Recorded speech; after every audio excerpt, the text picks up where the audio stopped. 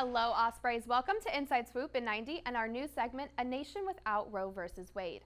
I'm Felicity Brink, here to break down the latest updates and give you the inside scoop on Inside Swoop. Friday, the Supreme Court made two major rulings, both which changed the course of abortion laws in our nation. The first court ruling was 5-4, upholding Mississippi's law of banning abortion past 15 weeks of pregnancy. The second ruling was 6-3 to overturn Roe vs. Wade, which previously held that the Constitution protects a woman's right to choose an abortion. So, what does this mean and what's the significance?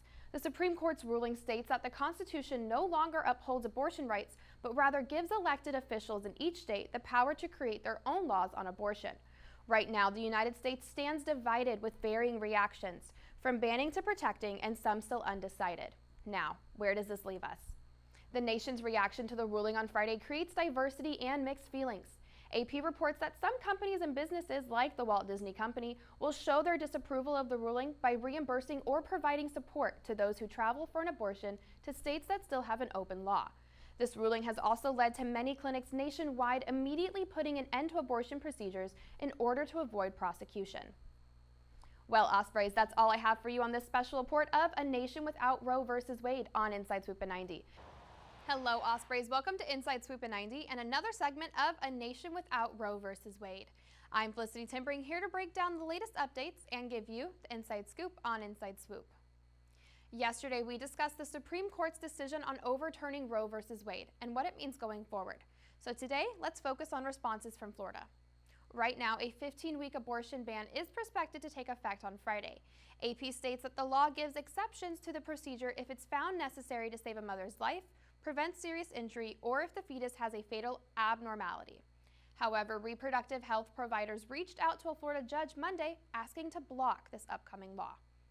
These health providers contest the upcoming law stating that Florida's state constitution guarantees access to the abortion procedure. The state's response is that because abortion clinics are acting as third parties on behalf of their patients, they don't have standing to make claims of a personal right to privacy, which is what their reference to Florida's constitution states. With this being said, Leon Florida Circuit Judge John C. Cooper began hearing these deliberations following the Supreme Court's ruling overturning Roe vs. Wade.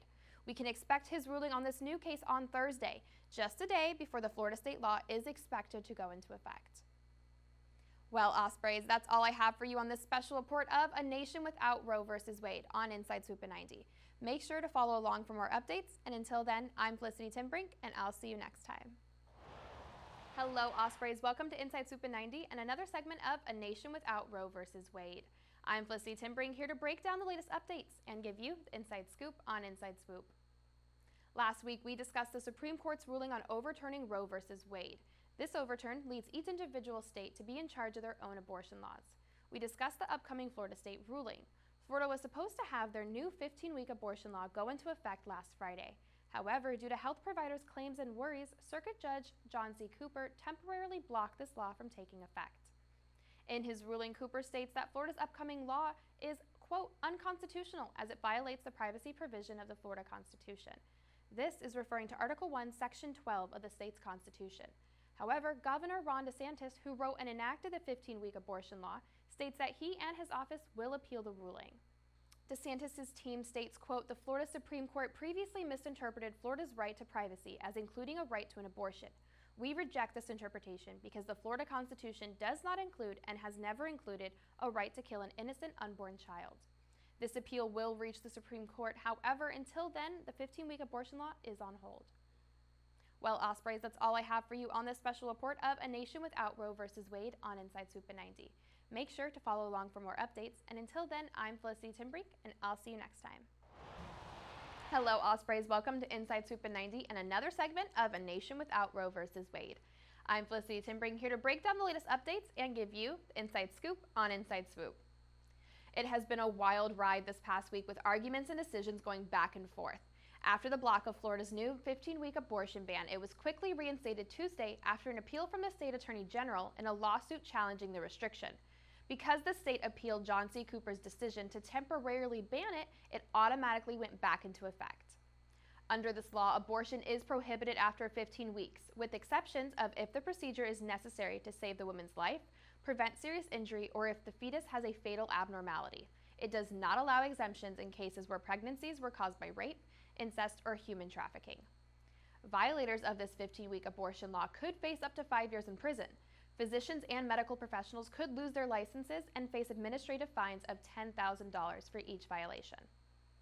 Well, Ospreys, that's all I have for you on this special report of A Nation Without Roe vs. Wade on Inside Swoop in 90.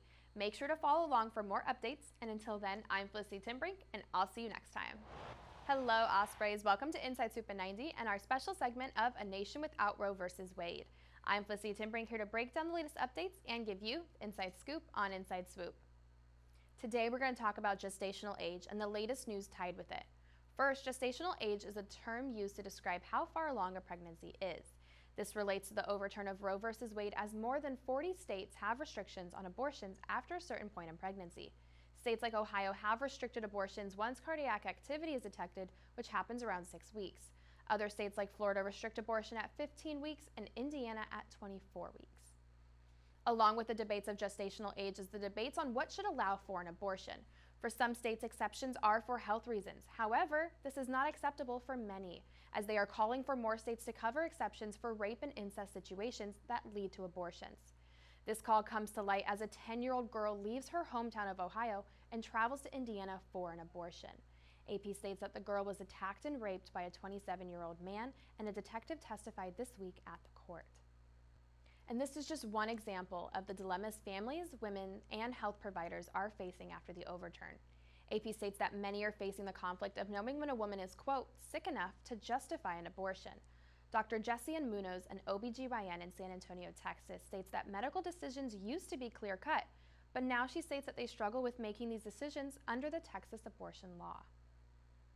Well, Ospreys, that's all I have for you on this special report of A Nation Without Roe vs. Wade on Inside Swoop in 90.